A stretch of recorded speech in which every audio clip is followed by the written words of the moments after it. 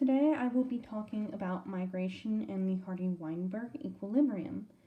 So, for example, we are looking at an island full of Swamp-Wyrms. Swamp-Wyrms are a dragon breed that can come in green, which is big G, brown, which is big G, and black, big little g.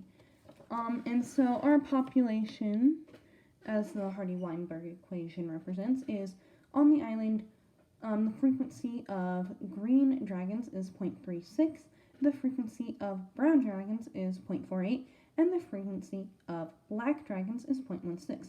Now, the frequencies that are migrating in are, from the mainland, are 0.5, or 0.05, 0.15, and 0.8.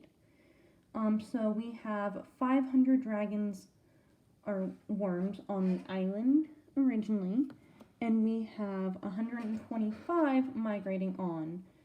And in this table, as you can see, I did 1,000 from the mainland to show sort of the how I calculated the percentages.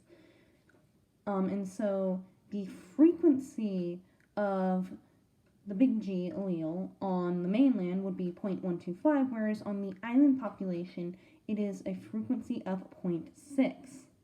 Now, when we're looking at this, to calculate it out, we have to calculate out, basically, so the frequency of the allele, so big G on the mainland is 0.125, and the frequency of little g on the mainland is 0.875.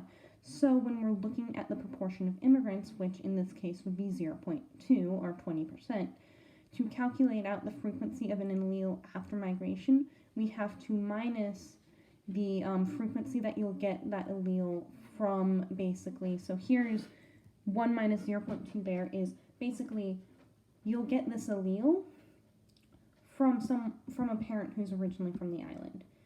And so you calculate that times 0.6, so the frequency you'll get a big G on the island, and then 0.2 is if that parent migrated in, times 0.125, which is the frequency of the big G allele. And then to get Q prime, you just minus 1 minus the answer to P prime.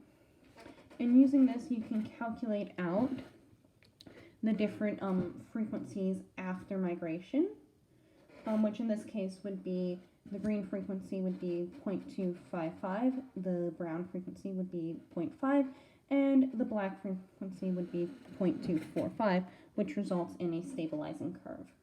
And those are my sources. Thank you very much.